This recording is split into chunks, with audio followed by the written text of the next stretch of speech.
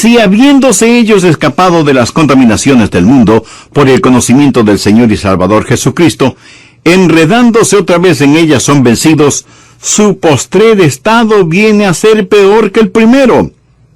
Porque mejor les hubiera sido no haber conocido el camino de la justicia, que después de haberlo conocido, volverse atrás del santo mandamiento que les fue dado. Pues le ha acontecido lo del verdadero proverbio: el perro vuelve a su vómito y la puerca lavada a revolcarse en el cieno. El versículo 20 dice: ciertamente si habiéndose ellos escapado de las contaminaciones del mundo por el conocimiento del Señor y Salvador Jesucristo. O sea, aquí está una persona que ha estado viviendo en pecado y de pronto se libera. Escucha acerca de Jesús y dice: esa es la manera de vivir. Empieza una nueva página en su vida, pero, como lo vamos a ver, nunca recibe una nueva vida. Han escapado de la contaminación del mundo, pero no dicen que son salvos, no dicen que están rumbo al cielo. Han escapado de la contaminación del mundo por el conocimiento de nuestro Señor y Salvador Jesucristo. En otras palabras, han escuchado el Evangelio, saben acerca del Señor Jesucristo, pero se han vuelto a enredar en las cosas del mundo. Detengámonos un instante en la palabra enredar. Literalmente significa tejer algo siguiendo un patrón. Y lo que sucede es esto: esta gente se está enredando, se está metiendo más y más profundamente en la esclavitud al seguir a ciertos falsos maestros.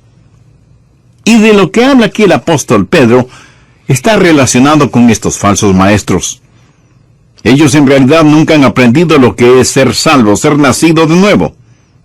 Y se enredan ellos mismos. Enredan sus corazones y mentes en ciertas filosofías, ciertas medias verdades, sin conocer nunca el Evangelio de la gracia. Y cuando así lo hacen, están peor de lo que estuvieron antes de escuchar algo acerca de Jesús. Vea lo que dice el verso 21. Porque mejor les hubiera sido no haber conocido el camino de la justicia, que después de haberlo conocido, volver atrás del santo mandamiento que les fue dado. Aquí hay un principio, escúchelo. Aquellos que viven por la verdad tienen más y más libertad. Los que no viven por la verdad, los que viven por la mentira, experimentan más y más esclavitud. El reformar sin transformar conduce a una gran degradación y finalmente a la condenación. Es mucho mejor para usted no saber el camino de la verdad que reformar su vida sin haber conocido al Señor Jesucristo. Y el ejemplo clásico es el de Judas.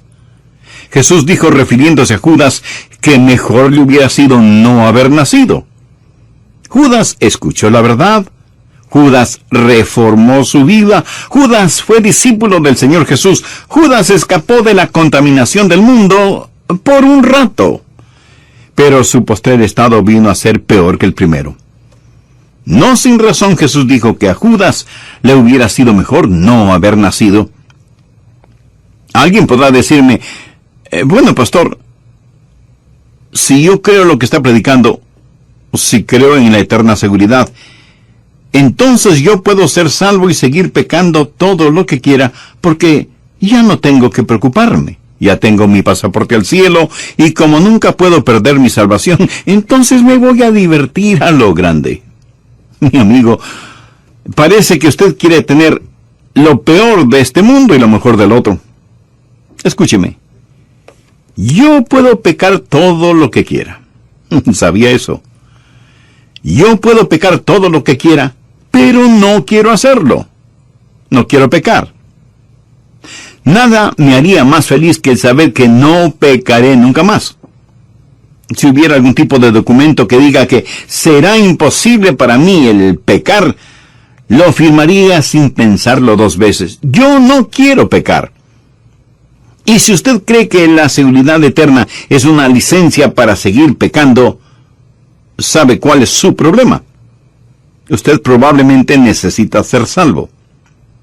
Necesita que lo que usted quiere hacer sea modificado. Es más, usted necesita un querer hacer completamente nuevo. Usted necesita nacer de nuevo. Esta gente a la cual Pedro está hablando estaba reformada, pero nunca había sido regenerada.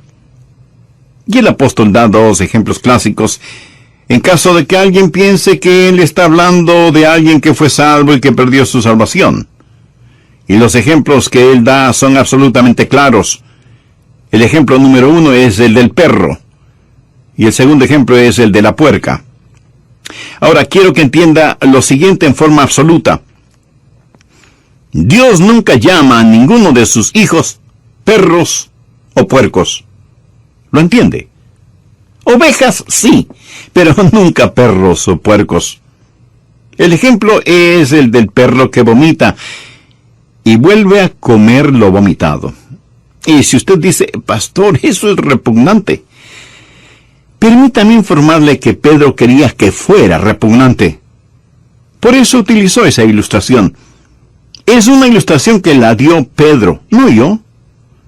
Creo que soy un poco más cauto como para dar una ilustración de ese tipo.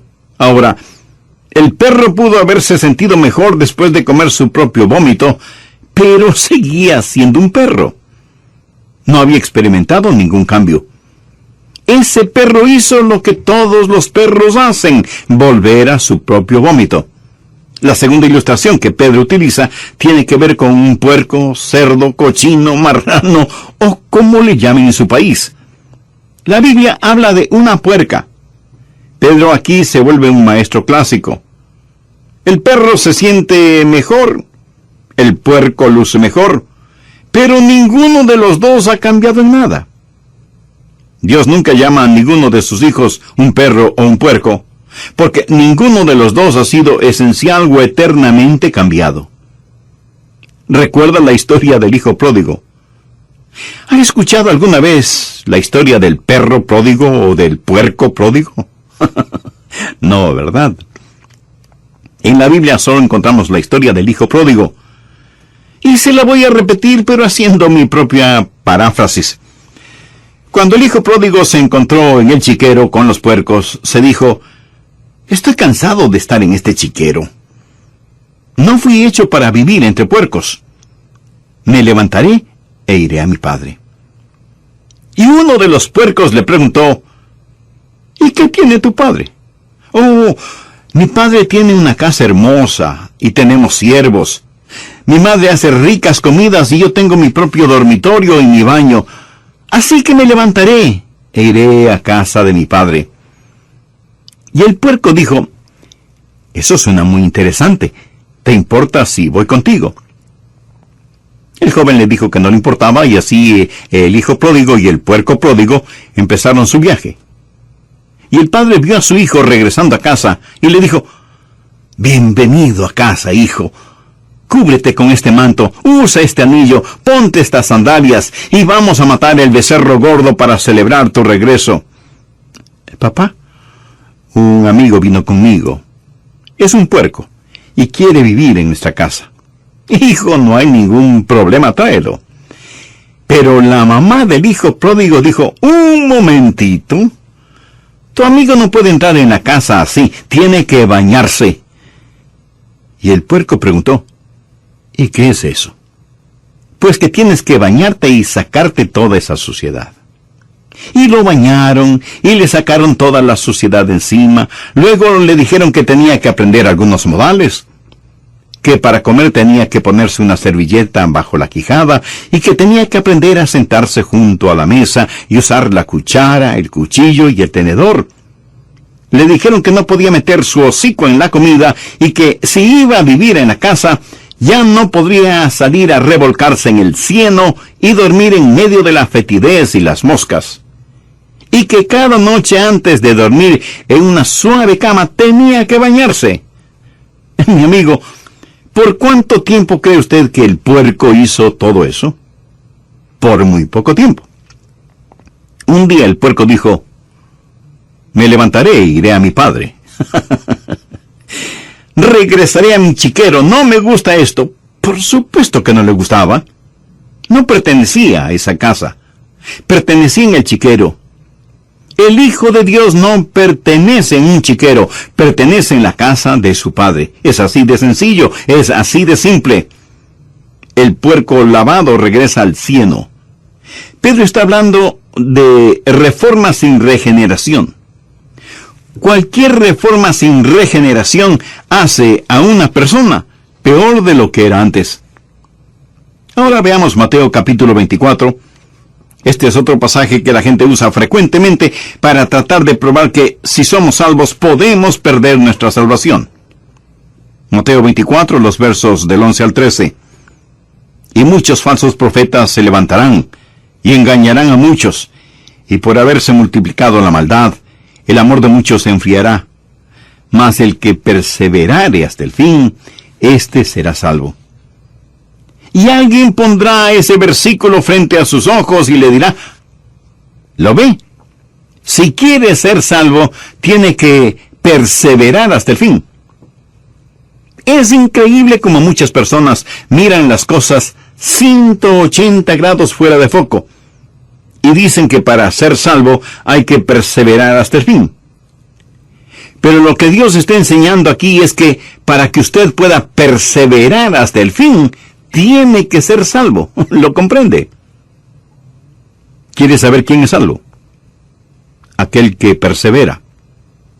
Usted no es salvo porque persevere. Usted persevera porque ya es salvo. Los que perseveran hasta el fin son los salvos. No perseveran para ser salvos, perseveran porque ya son salvos.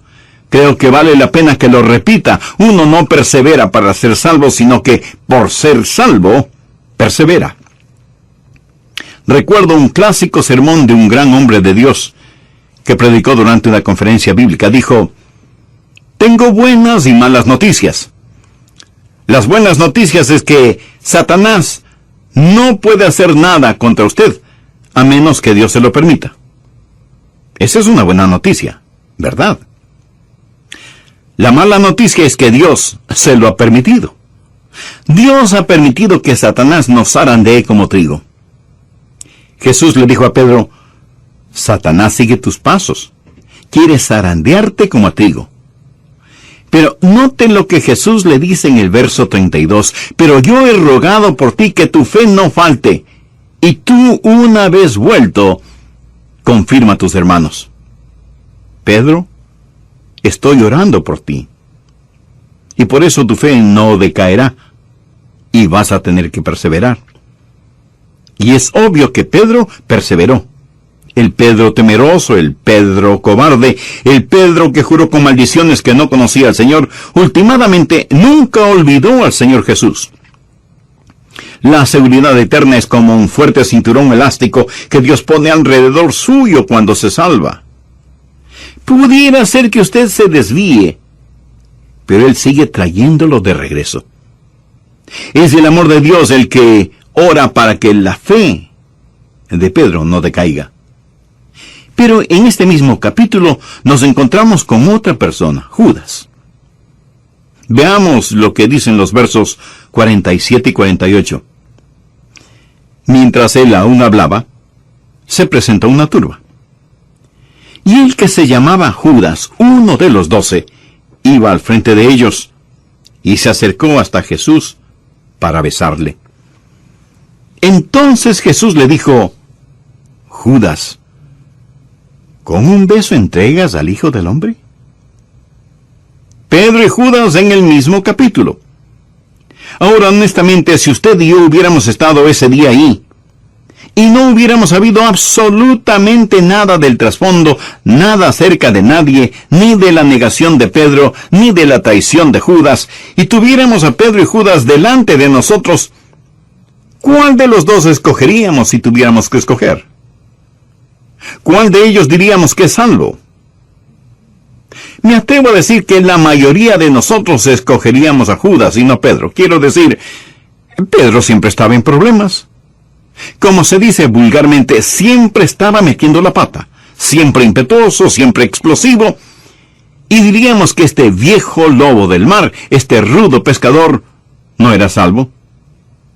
Ahora con Judas la cosa es diferente. Pero ¿por qué diríamos que Judas era salvo? Pues por simple deducción. ¿A quién nombra usted de tesorero?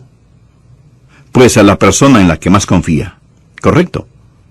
Judas era la persona que tenía la funda con el dinero.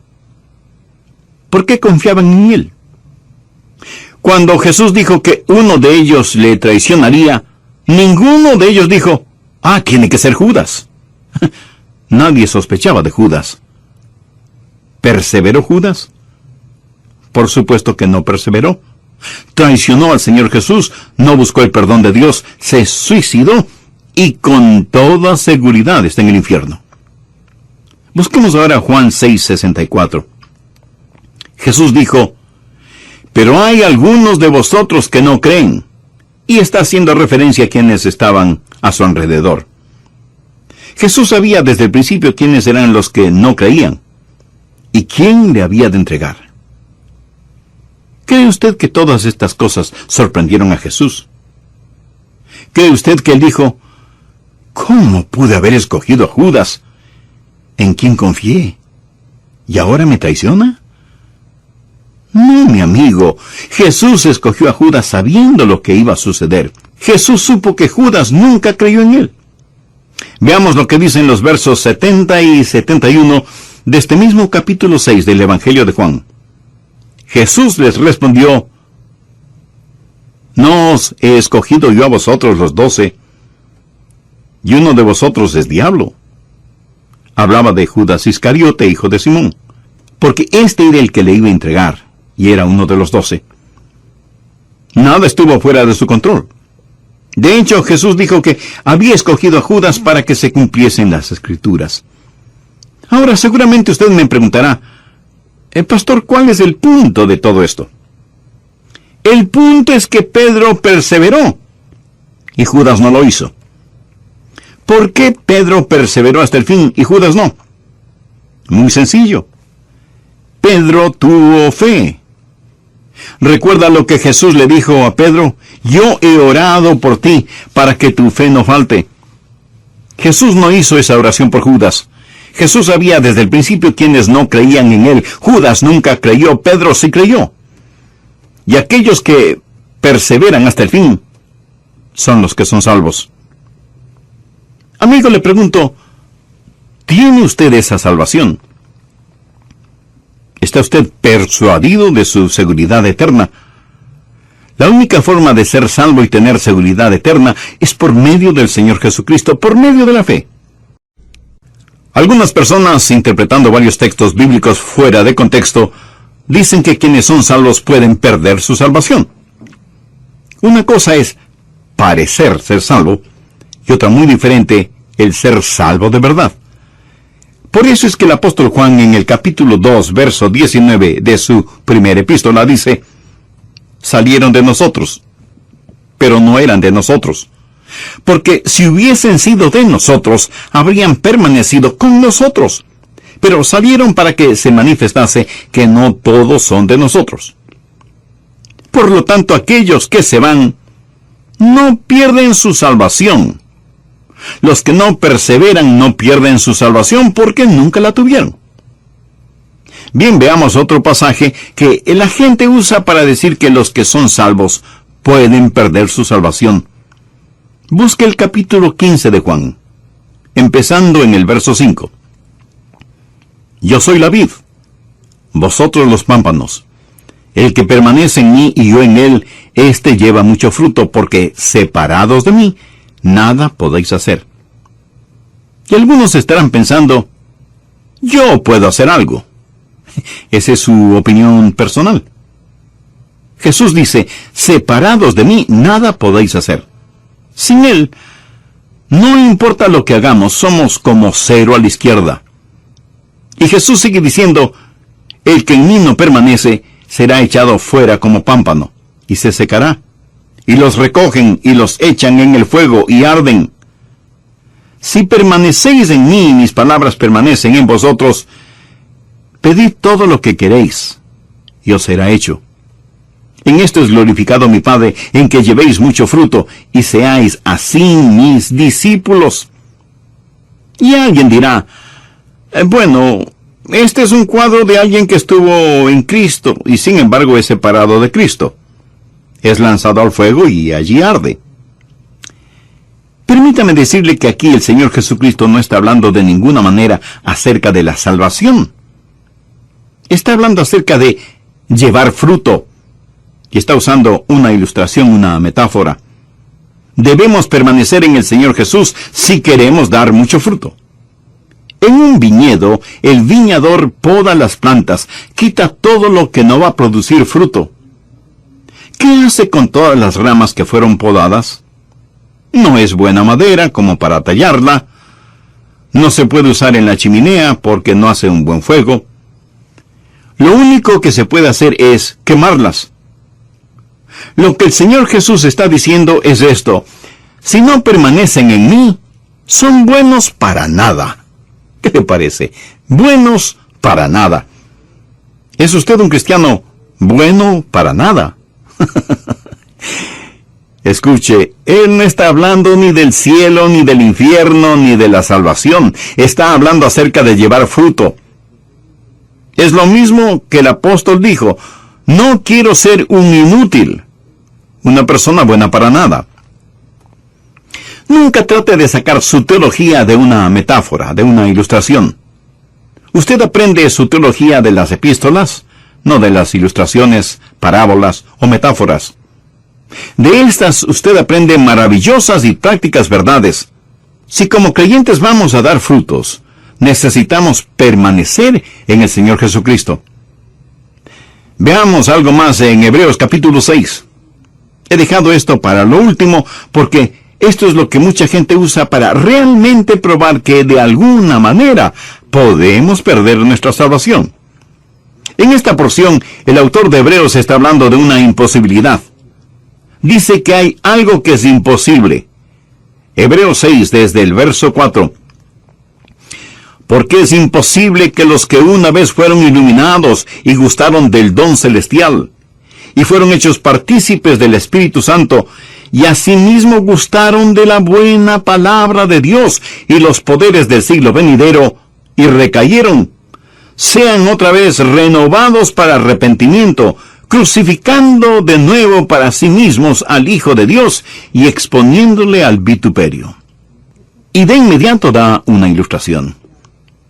Porque la tierra que bebe la lluvia que muchas veces cae sobre ella, y produce hierba provechosa a aquellos por los cuales es labrada, recibe bendición de Dios. Pero la que produce espinos y abrojos es reprobada, está próxima a ser maldecida, y su fin es el ser quemada. Pero en cuanto a vosotros, oh amados, estamos persuadidos de cosas mejores que pertenecen a la salvación, aunque hablamos así. Volvamos al versículo 4. Algo es imposible. Dice que es imposible para cierta clase de personas, si es que hacen algo incorrecto, el ser renovadas para arrepentimiento.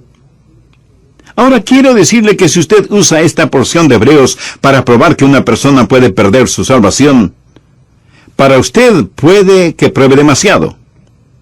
Pero en realidad, ¿qué prueba? Prueba que usted una vez fue salvo y perdió su salvación. Si esa es la forma en que usa ese versículo. Pero también prueba que usted nunca podrá volver a ser salvo. Si cayeron, es imposible que sean renovados para arrepentimiento. Así que si usted no cree en que una vez salvo, siempre salvo, tiene que creer que 2 veces perdido, para siempre perdido. ¿Entiende de lo que estamos estudiando?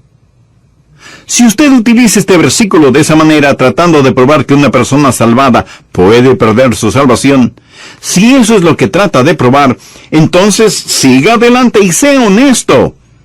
Y dígales que una vez que pierden su salvación, nunca jamás podrán volver a ser salvos. Porque es imposible el ser renovados para arrepentimiento. Entonces, ¿de qué está hablando aquí? No está hablando de personas que han sido salvadas. Y si usted me pregunta, pastor, ¿cómo sabe que no está hablando de personas que han sido salvas? Bueno, solo hay que leer el verso 9 que dice, pero en cuanto a vosotros, oh amados, estamos persuadidos de cosas mejores y que pertenecen a la salvación. ¿Lo ve? No está hablando aquí de gente salvada, está hablando de personas que vienen hasta el mismo umbral de la salvación y se regresan. Es imposible para estas personas el tener tratos serios con Dios. Gente que conoce la verdad y rechazan la verdad con ojos completamente abiertos. Es imposible traerlas a arrepentimiento. Han cometido el pecado imperdonable. Mírelas. Una vez fueron iluminadas con la palabra de Dios.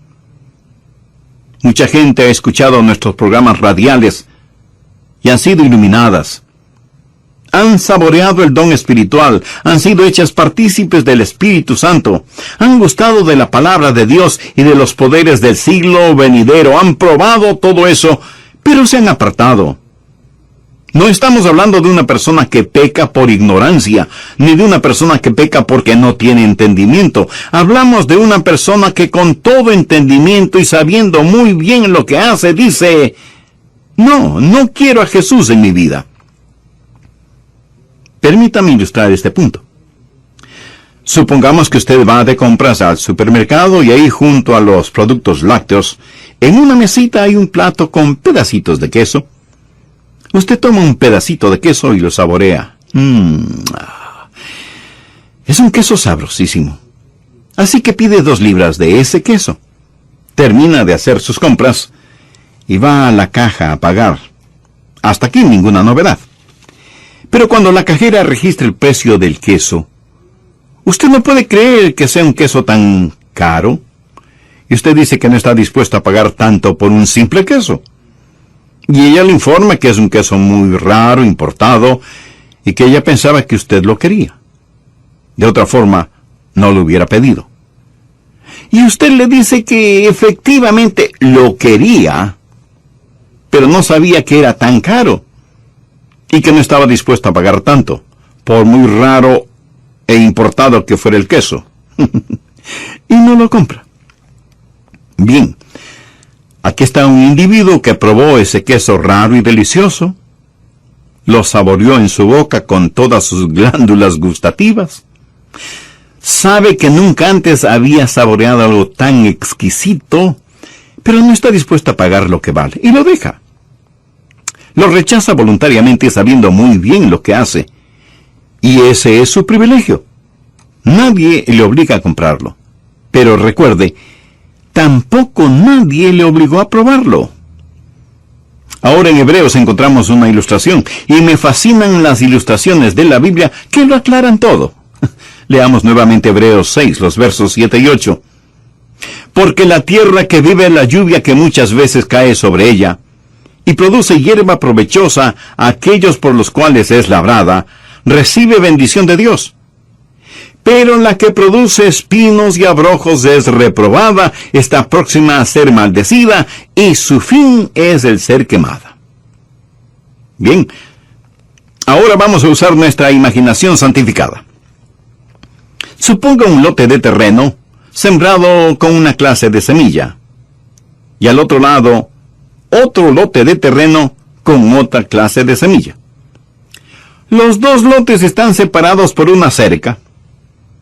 La lluvia cae sobre ambos lotes. Recuerde que Dios hace que llueva sobre justos e injustos. Y el sol también se derrama sobre ambos lotes. Y los 2 lotes de terreno reciben las caricias de la brisa, tanto como la impetuosidad de los vientos. El un terreno comienza a producir magníficos frutos, pero el otro terreno solo produce espinas y abrojos. La misma tierra, la misma lluvia, el mismo sol, los mismos vientos, pero hay una gran diferencia en lo que producen ambos terrenos. ¿Cuál es la diferencia? La semilla. En un lado, magníficos frutos. En el otro lado, cardos y espinas. Bien, de inmediato usted me preguntará, pastor, ¿y cuál es la aplicación? Escuche con atención. Los miles de oyentes de este programa, todos están escuchando ahora este mismo sermón. Lo oyen y, por así decirlo, pueden saborear la buena palabra de Dios. El Santo Espíritu de Dios trabaja en ambos lados. Y algunos de los que escuchan dirán, sí, a Jesús. Pero otros, en cambio, le dirán, no. Algunos producirán buenos frutos, otros producirán espinos y abrojos. Esto no depende ni del sol, ni de la lluvia, ni de los vientos. No depende ni siquiera del terreno. Todo depende de la semilla que está en el corazón. El libro de Hebreos fue escrito para los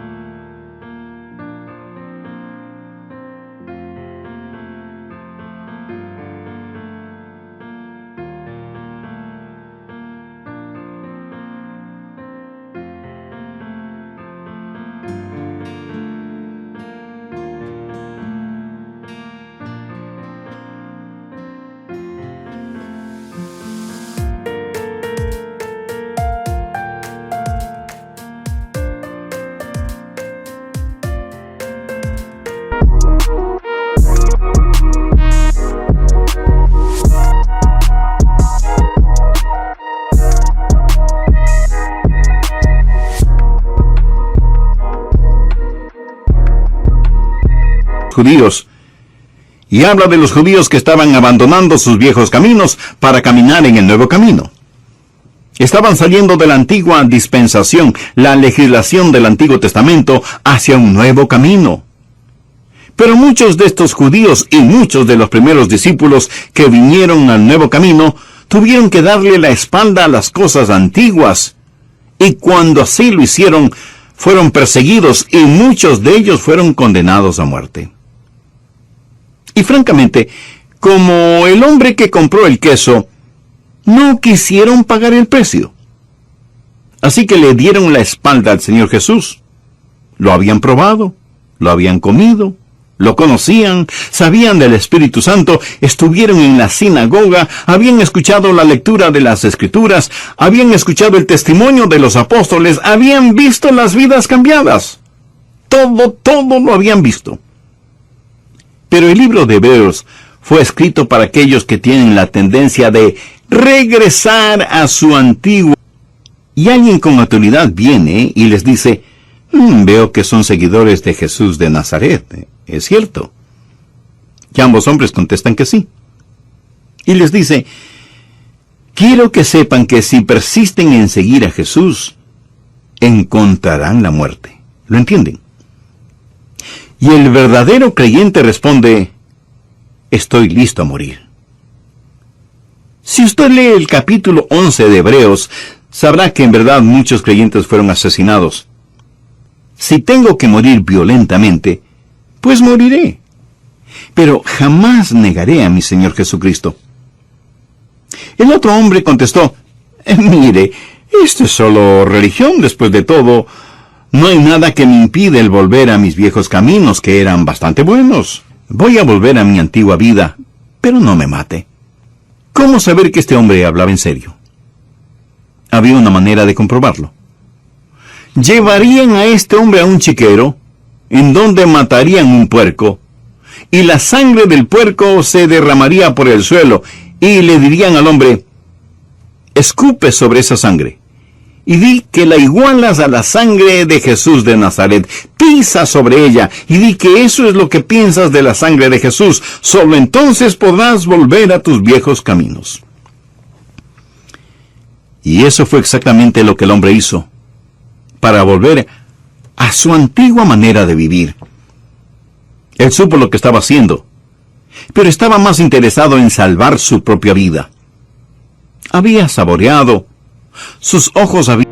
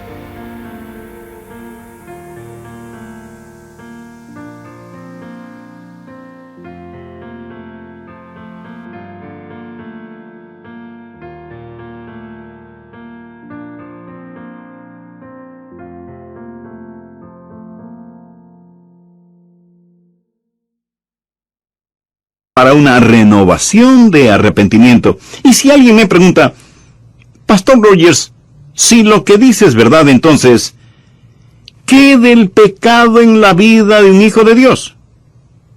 Bien, Dios puede disciplinarlos, pero no para probar que están perdidos, sino para probar que son salvos. En el versículo 6 del capítulo 12 de Hebreos se nos dice: porque el Señor al que ama disciplina y azota a todo el que recibe por hijo. Cuando mi papá me disciplinaba, no era porque no me amaba, antes por el contrario, porque me amaba me disciplinaba. Hebreos 12:8 dice: pero si se os deja sin disciplina, de la cual todos han sido participantes, entonces sois bastardos y no hijos. Eso es lo que Dios dice. ¿Qué significa todo esto para usted? Bueno, si usted es un hijo o una hija de Dios, ¿sabe que es salvo o salva? Entonces regocíjese, descanse en el amor de Dios y con genuina gratitud sírvale todos los días de su vida por haberle dado tan maravillosa salvación. Y si usted que me escucha hoy todavía no es salvo, ¿por qué no hace esa importante decisión ahora mismo? Si tiene ese deseo en su corazón, repita conmigo esta oración.